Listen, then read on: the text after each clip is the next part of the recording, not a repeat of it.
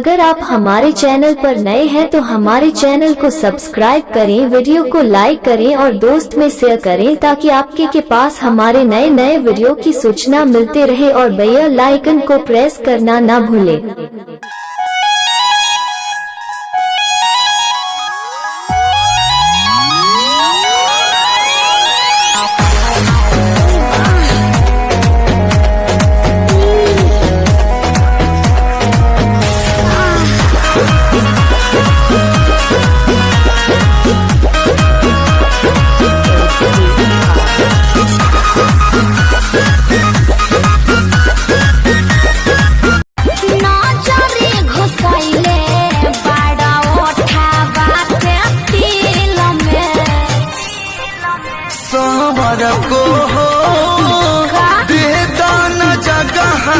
और अगला वीडियो को देखने के लिए आप हमारे साजन जयकर ऑफिशियल चैनल को सब्सक्राइब जरूर करें।